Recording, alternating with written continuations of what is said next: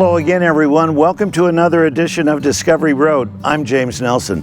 In this episode, we take a look at the quintessential Airstream trailer, the unofficial stamp of a road trip, if there ever was one.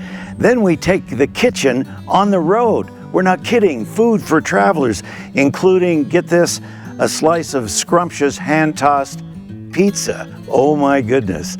And then we visit an old drive-in movie theater to determine just how a family keeps screening movies under the stars and popping popcorn all summer long.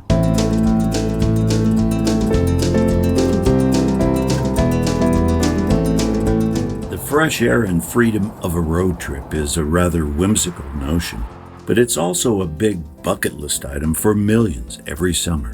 So off they go. The trucks, RVs, vans, motorcycles, and cars on that highly prized journey. But that doggone Airstream trailer just never goes away, does it? That silver bullet on the road is curious, dignified, and special. Yeah, it's, you just feel different. You feel luckier than other people, frankly, when you're driving down the road. People in other Airstreams always wave. So it's almost like being instantly part of a club, and it tows very easily. In fact, I tow it with a 6-cylinder SUV. It's a 23-foot Flying Cloud, and it's a couple years old, but it's in perfect condition. The Airstream trailer courses along the roads as though it were a proud roving exhibit, delivering fun and joy, like an ice cream truck for children. And it all started with this man, Wally Byam, born on the 4th of July in 1896 in Baker City, right there on the Oregon Trail. He lived in a wagon and knew well his grandparents had traveled west in a covered wagon, fully outfitted with food, water, and a stove. It all inspired him, and that led him to create the Airstream. He built his first travel trailer, tested it, streamlined it, and marketed the idea that still shines today.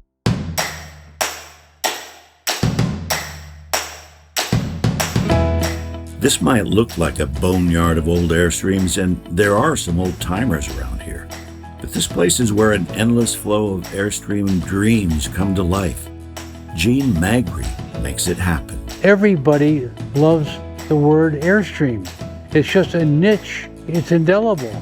It's just fun, and it's a lot of camaraderie. There's a lot of sharing. Most of the people that I come across have heard of who we are and what we do, but they're all happy. From beat up, forgotten, lost, and tossed out, Airstream just won't go away. And so people from all over the West and the world find their Airstream and start dreaming and order a custom road trip for the ages. But there's a lot of work to be done. Yeah, this is a mid-60s trailer, and we're just rebuilding the electrical. We put in all brand new cabinetry, new appliances. The interesting part of it is that nothing really works in these trailers, nothing. People get excited about the opportunity to have an Airstream, but little do they know that there's a lot of work that goes into bringing her back to life again. And the life there is everything from axles all the way up to paint, fabrics, countertops, just about everything, including the flooring, bathrooms. Some of these could take up to a couple years and a couple thousand hours.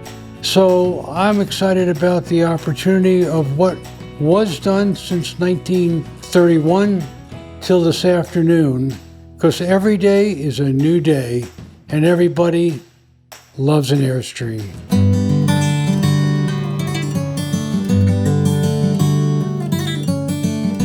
Fresh off a summer road trip, Brett and Katie Hubert are pretty darn proud of their Airstream trailer. Well, I mean, nothing beats that really, really iconic silver bullet look. It's obviously called Airstream for a reason. It's streamlined. It's just got this unique beauty. And that was, of course, what first drew us to it, and of course, that kind of historic look that you don't see anymore. One of the things that we really liked was the history of the Airstream model. So going back to the early 50s, 60s, and 70s, we found a model that we liked, and we kind of thought, why not? And we can make it our own. So that's why we decided to go with an older one and renovate it. That's what we're doing for the jury. The Hubert's Airstream was born at this place, Campery Paradise, where Brandon Zinninger and his band of creative artists take special orders and deliver joy and wonder. But we did do 3 of them. He's awesome. There you go, yeah. Powder board. They will. Yeah. The fastener cabinet. We definitely started as an Airstream, vintage Airstream upfitter, and over the past almost 8 years now, I've seen and taken apart, I mean, every model and year and decade you can think of with these things. So we've got to see the real guts and history behind each one of these, and it's kind of cool. Sometimes you'll take apart a few of these panels, and you'll even get signatures from the 50s and 60s at the factory, some of the workers. At the core of this booming business is Brandon's love of nature, family, and friends. Our reconnecting with, you know, our needs of, like, you know, resetting is based, you know, out there in nature. And so these are just, it's a vessel. It's a vessel to get out there. So, you know, there's some people that are, you know, they claim to be purists, and they'll say, oh, well, if you're in an RV, you're not really in nature, and it's not true. I mean, anything that can get you out there, like, can help you reset and kind of get back into a better place personally, and this just happens to be one of those things that can get you out there. Trying to figure out the cowling pieces on these sprinters, so just kind of making a prototype that I'm gonna... They still are producing trailers that have the same model names from the 50s and 60s, Overlander, Flying Cloud, the Bambi. It's amazing to think that you would have a company that is able to keep a model alive for 40, 50, 60 years and keep the name alive as it, you know, the company grows and develops around the world. That's just moving as fast as it is. That brings us back to the Huberts and their 1973 Airstream Overlander. The name, the model, the style that fits them. When you think about trips, obviously you can take foreign adventures to Europe, Asia, and anywhere else. That's going to be a longer process. With, you know, just being out in Colorado and going to Arizona, going up to Idaho, it's simple. You just pack your bags, grab the dog, hook up the trailer, and go. You can stop wherever you want. You can make a few detours. You can really go investigate whatever you like as you go through. This is the 1973 International Overlander, which is a really unique name because it basically says you're going over the land, and that's what we're doing. We are taking road trips and exploring parts of the United States. You're seeing the whole world just within a 7 to 12 hour drive.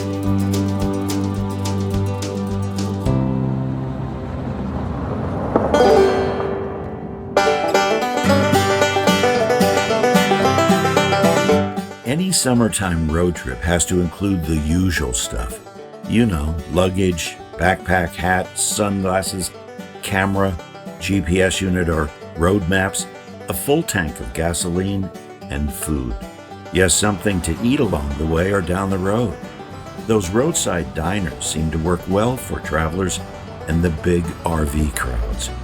And yes, even a tailgate lunch works when you're on a road trip. Just cruising small town Utah here. It just feels like we're at home, cruising in the 1941 Ford with the pizza oven on the back. That's right, a 1941 Ford with a pizza oven on the back of the truck rolling down the road. It looks like a scene out of a Hollywood movie. The truck looks good, the pizza certainly looks good. We're calling it a road trip side trip made in heaven. It's kind of a progression. The truck is kind of a showpiece, you know, and it's what grabs people's attention at first. You know, it really stands out. It's really unique. But then as we get set up and we start making the pizzas, you know, that compliments from the truck shift to the food. It's just the quality of food. You know, we've had people say it tastes just like what you get in Naples. It's good. This is delicious. Yeah, it's really good. This is immaculate. It's just the whole experience. You know, you go from the truck, the beauty of the truck, to the pizza. know, you got the wood fire, you know, handmade artisan pizza, the dough's made from scratch. You know, we try and source the toppings locally and, you know, make as much as we can from scratch. And it's just that progression. It's just, the truck's just kind of a representation of handcrafted, like the pizza is. It's back when things used to be made by hand, and yeah, it's the whole package. Believe it or not, the pizza truck got its start here at Terrell's Grocery Store on Highway 89 in Mount Pleasant, Utah. We have an excellent bakery. It's been with us for 30 years, over 30 years. Excellent bakery. Deli is excellent as well. And so that's probably a lot of what they stop for, but it's a full-line grocery store. So a lot of them stop to get more things than prepared food. I worked for my dad in the bakery for 15 years, and he bought a pizza oven, and we just kind of did a couple of neighborhood parties and just kind of positive feedback, and kind of gave me a big head, and I thought, well, might as well just go sell pizza. The classic green truck and a bigger food truck keep the ovens fired and the pizzas sliding out, sizzling hot and delicious wherever the road takes them. Today's menu will be margarita, pepperoni, New Yorker, and barbecue chicken. The margarita pizza is red sauce, fresh mozzarella, and basil. So this is our margarita with sausage and bell peppers. And then we do a little jalapeno honey on after it comes out of the oven. But the margarita is the traditional Neapolitan red sauce, fresh mozzarella, basil, and olive oil. Just kind of the simple cheese, but really good flavors. And I don't know, the creaminess of the fresh mozzarella really make this pizza stand out for me. Pepperoni pizza. Thank you. Everybody loves it. And it's the adventure, like traveling, the road adventure. Food trucking's an extension of that adventure, you know, being on the road, meeting different people, different scenery. That's the fun of it. Just being out, meeting new people and serving food and just getting that positive feedback.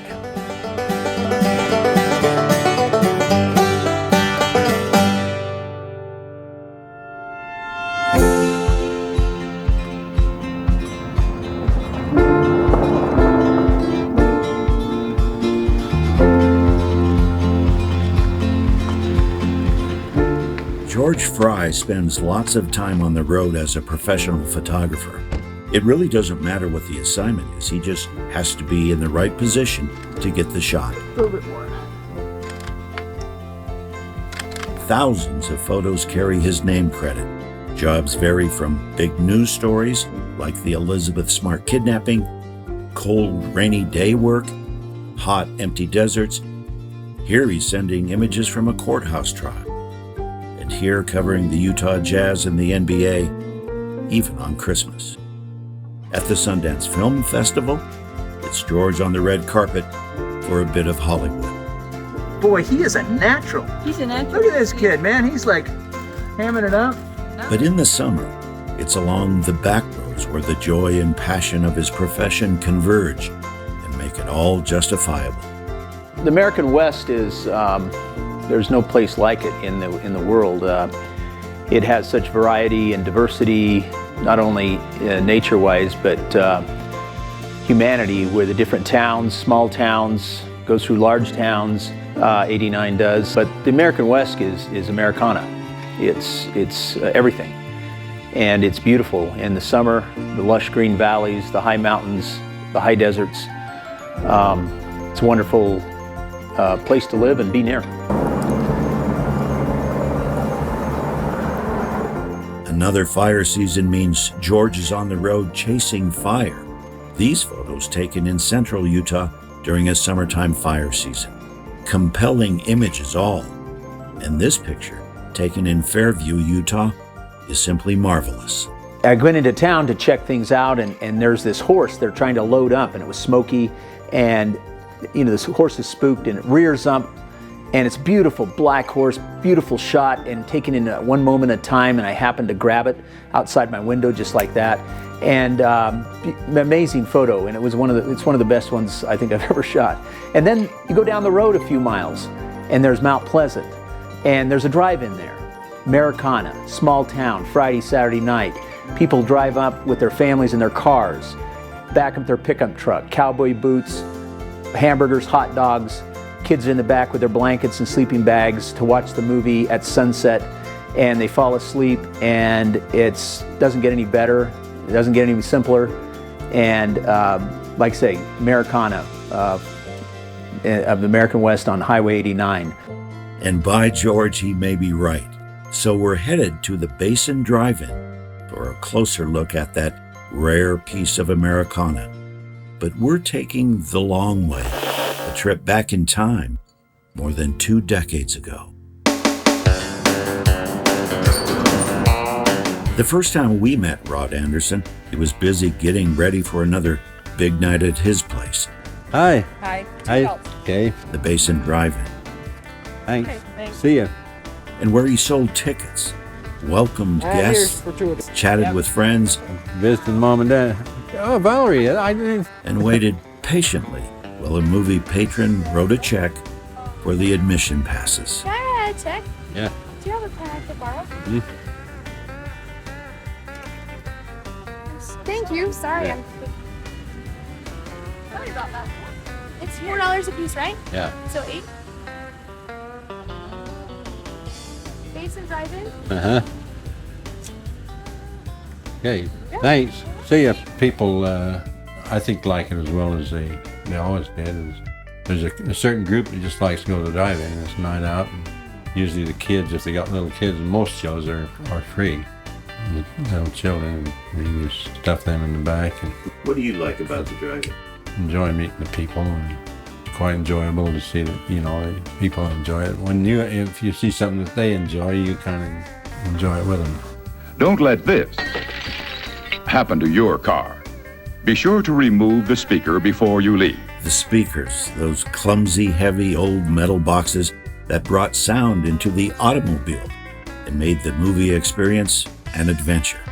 They were still hanging on to those bent-over posts when we visited the Basin years back. And how about this place, the Projector Room, where the film was rolling off jumbo reels and purring like a kitten. My name is Cody Beck.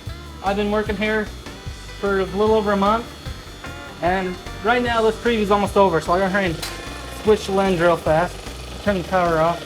The type of people that come to the Basin Drive-In are like a lot of the movies, like older couples and people from the surrounding towns will bring their dates here, and it's just mostly just everybody comes. It's like a family thing. People can bring their kids, and it's just everybody comes here. The show will start in 1 minute. Cody Beck showed us the most coveted thing about his job.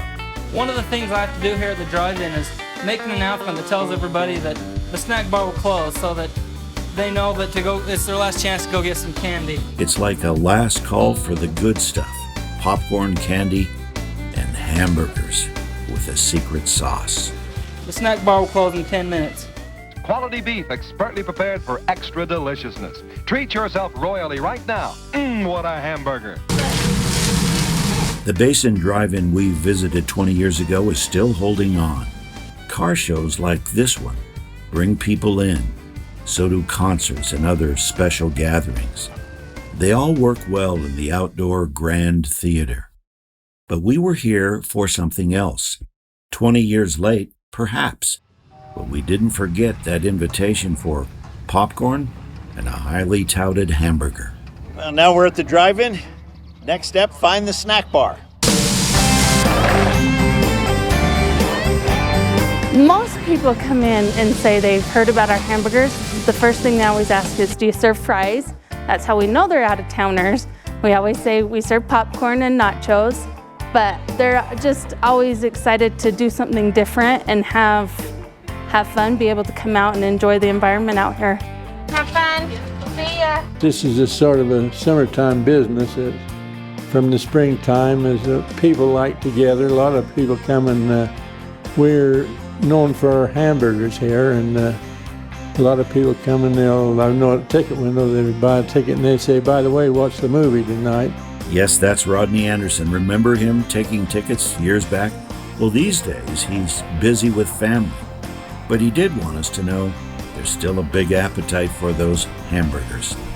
The Basin Grill is sizzling hours before the movie starts.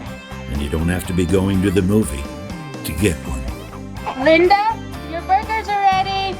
Why do you come to the Basin Drive-In? Is it to see a movie, or tell us about that?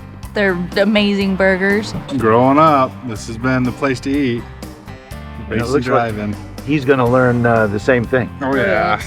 He'll ride his bike here when he gets older and get a burger. Isn't a burger just a burger though, Justin, or no? Not here. Not the special It's something else.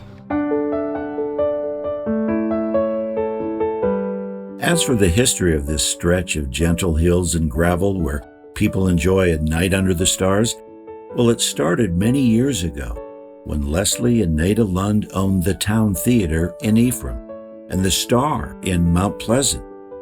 Take a look at these old photos. A dog, a truck, and a sign advertising Seventh Heaven starring James Stewart and Simone Simon. San Pete's Smart Show Spot. Their son Truxton and his wife Helen were the second owners, and then their daughter Judy Lund and Rodney were the third generation. People like to come in their family where they can come with their lawn chairs and their pickup trucks and whatever. We've even had people come here and barbecue while they're watching the movie, which is fine. But just a lot of fun memories in that way. Not much different. I mean, there's still something magical about it. I used to bring my friends and dates out here, and it's like my dad said, it's really good place to socialize and get together as a group, and you're in your own vehicle. And with the latest technology, which I really appreciate, no more of those little box speakers, you just can't beat the drive-in or theater experience. Yeah, 38. I've had lots of family memories made down here. I remember coming to a lot of movies with my family and just hanging out in the back of the truck, watching movies, eating lots of food, and just wanted to come down and have some fun. It's a cute little restaurant, like you can get some food to eat, beautiful mountains in the background. You got a great view both at the movie screen and to the sides. It's a great time. We come down here all the time and watch a movie. Our kids love it and just fall asleep in the back. And I was telling our friends we would, homecoming week, they had a drive-in night. So everybody would drive their flatbed trailers and put couches on them and come watch a movie, and it was a lot of fun. And you get to watch a big movie on a big screen, and you can also see the stars, and also you get to smell the fresh air. Right now, this preview's almost over, so I gotta hurry and switch the lens real fast. Remember the projection room 20 years ago? Well, we got a peek inside the same room. Gone are those big spools of film, and it's very quiet.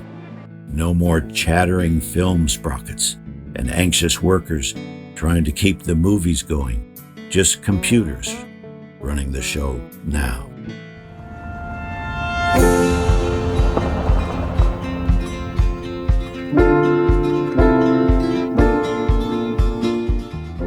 We found the summer road meant kids on bicycles in a small town, a fun ride with some sort of roadster, a tractor, and this semi-truck off in the distance, loaded with bales of hay, barreling down a dirt road.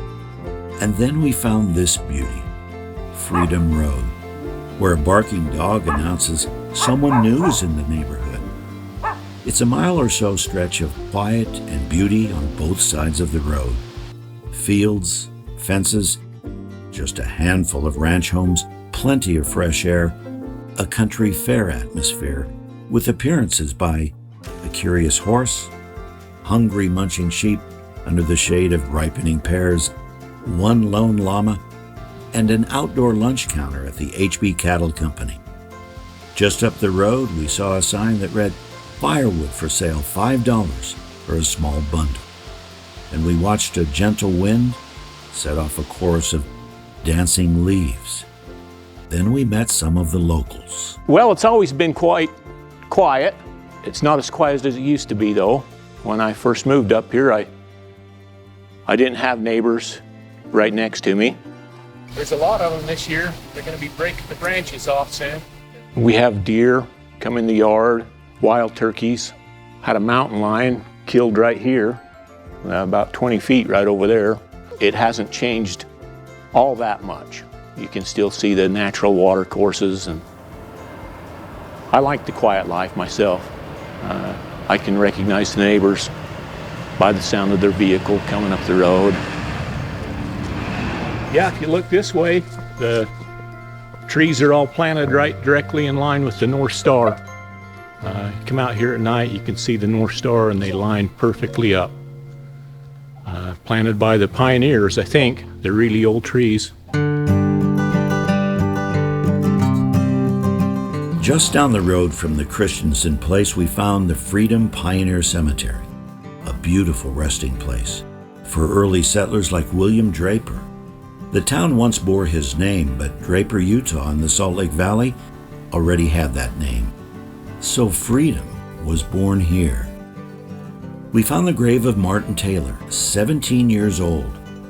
"Sleep on, dear son," the marker reads, and this incomplete tombstone with mournful words of a long-ago serviceman chiseled into rock. He left home in perfect health. He looked so young and brave, we little thought how soon he'd be laid in a soldier's grave. An open-air kiosk telling of the area history. All of it under the waving flag of the red, white, and blue.